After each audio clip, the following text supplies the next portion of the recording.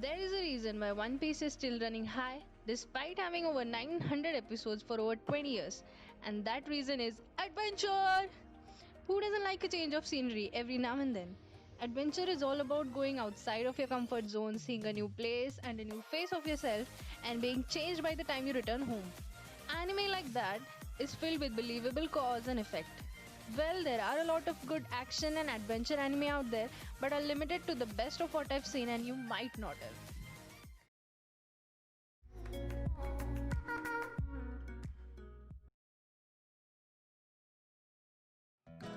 Number 10.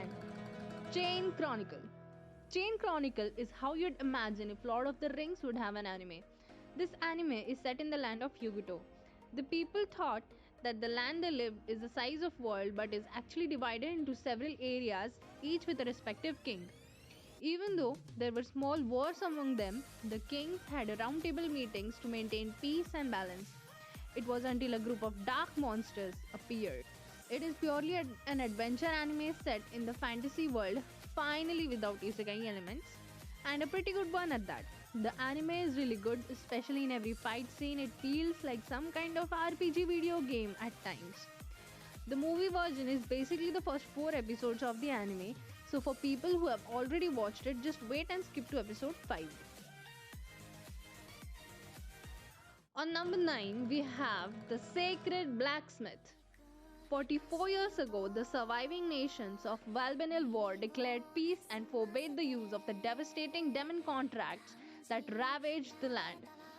Now, inexperienced knight Cicely Campbell was eager to follow the example of her family and protect the people of the city using the sword she inherited from her father. Her first challenge arises in the market. A crazed swordsman wreaks havoc upon civilians, and Cicely jumps into action to restore the order.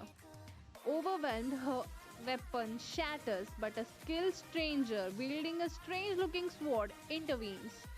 With the situation diffused, Cicely heads to a local blacksmith in an effort to restore her family heirloom. However, she finds out that her savior, the blacksmith, Luke Ainsworth, may be the only person capable of such intricate repairs. Determined to have her treasured sword repaired, she seeks out the man who rescued her. However, a group of bandits suddenly attack a convoy headed for the city. The assailants look inhuman and an ice demon appears. Luke suspects the use of a demon contract and calls upon a sacred power to defeat them. Meanwhile, a shadowy hooded figure lurks, watching from a distance. Who is this mysterious evildoer, and what does his appearance mean for the pair? Number 8 is The Rage of Bahamut. Thousands of years ago, the ancient dragon Bahamut wrought havoc upon the lands of Mystasia, a world where both gods and demons lived amongst mankind.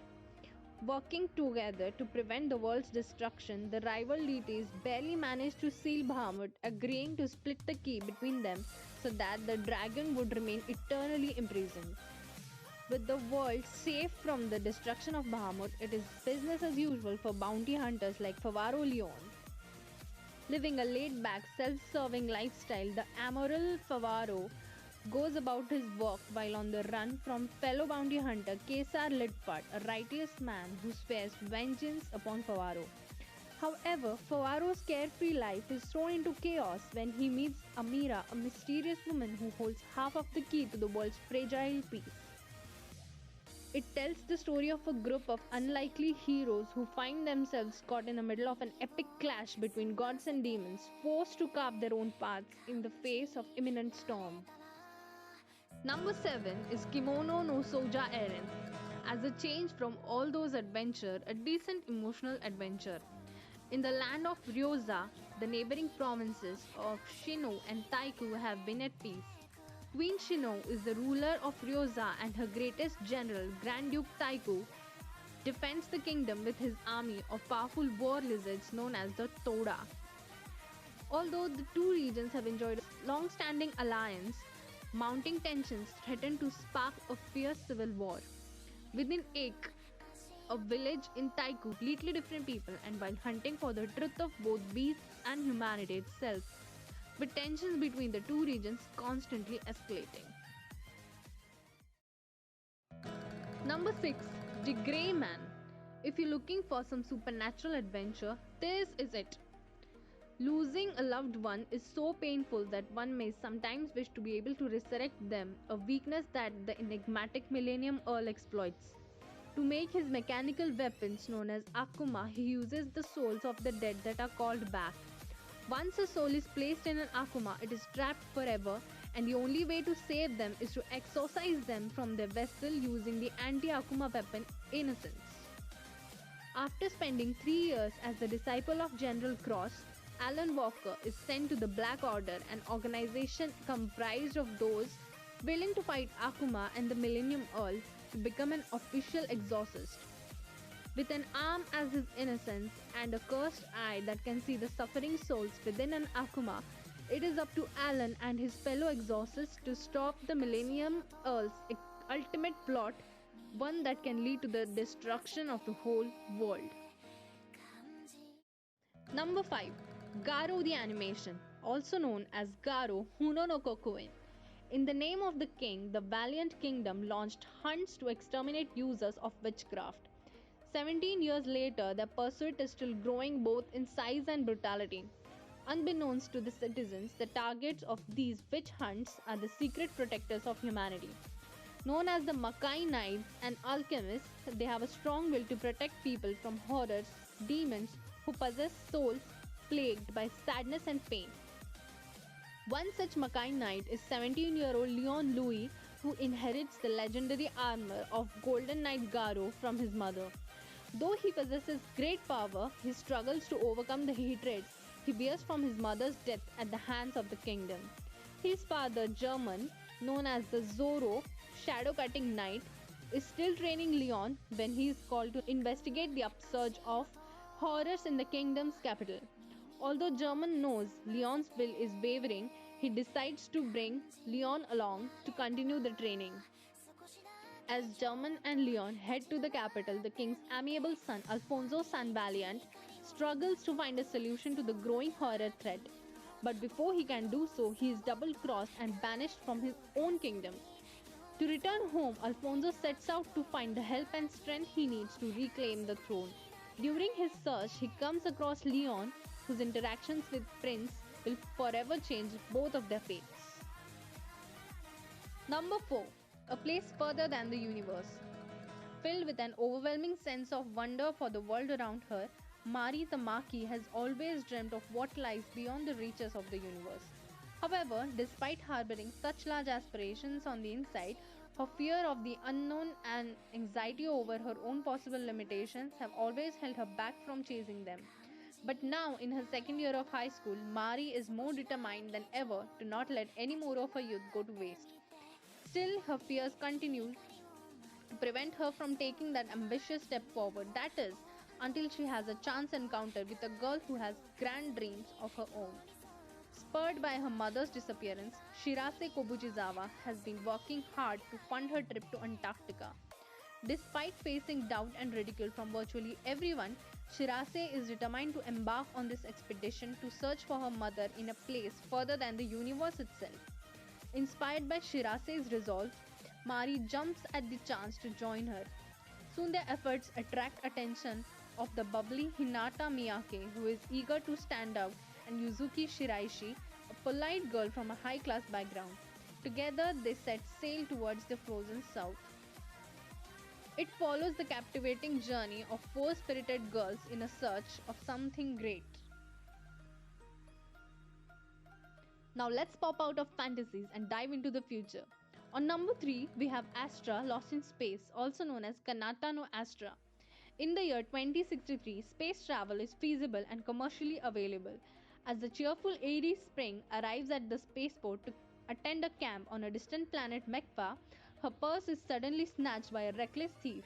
Luckily, the athletic Kanata Hoshijima is able to retrieve it for her, and Aries soon discovers that he is amongst the group of teenagers who will be traveling with her on the excursion as Team B5. Upon arriving at the campsite, the group's trip takes a turn for the worse when a strange sphere of black light sucks them into the vast reaches of outer space. Stranded with seemingly no hope, they find an abandoned ship nearby that provides them with the means to return home. However, they soon discover that they are not as close to their campsite as they initially thought, but are in fact thousands of light years away from home. With this realization, the nine members must cautiously manage their resources, maintain their strengths, and unite as one to conquer the darkness of space together. While the reason behind their trip's sudden obstruction remains unknown, they nevertheless embark on the treacherous voyage back home aboard on the new ship, the Astra. Moving on to number 2, an anime suggested by one of my friends, Made in Abyss. What I really like about this one is its pace. It's a fast paced anime for a change. The Abyss, a gaping chasm stretching down into the depths of the earth, filled with mysterious creatures and relics from a time long past. How did it come to be? What lies at the bottom? Countless brave individuals known as divers have sought to solve these mysteries of the abyss, fearlessly descending into its darkest realms. The best and the bravest of the divers, the White Whistles, are hailed as legends by those who remain on the surface.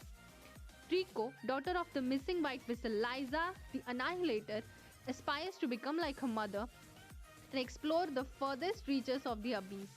However, just a novice Red Whistle herself, she is only permitted to roam its uppermost layer. Even so, Rico has a chance encounter with a mysterious robot with the appearance of an ordinary young boy. She comes to name him Reg, and he has no recollection of the events preceding his discovery. Certain that the technology to create Reg must come from deep within the abyss, the two decide to venture forth into the chasm to recover his memories and see the bottom of the great pit with their own eyes. However, they don't know of the harsh reality that is the true existence of abyss.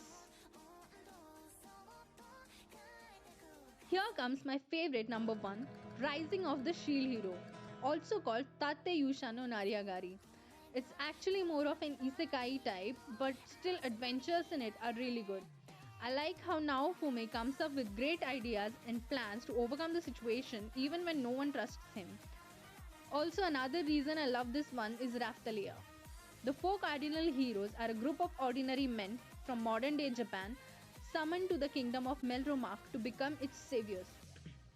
Melromark is a country plagued by the waves of catastrophe that have repeatedly ravaged the land and brought disaster to its citizens for centuries.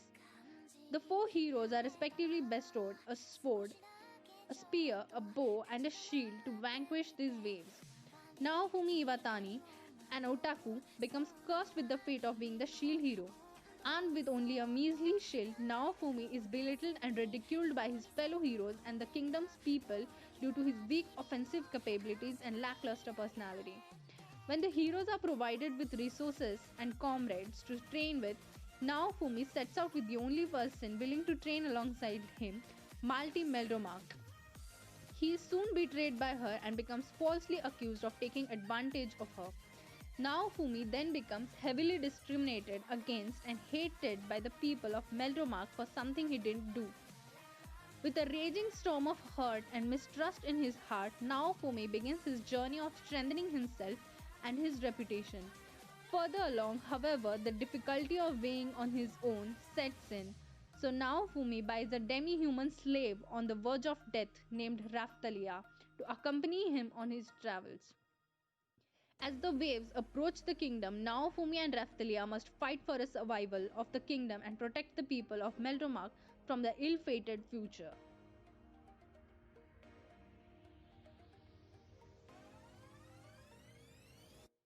Thank you for watching.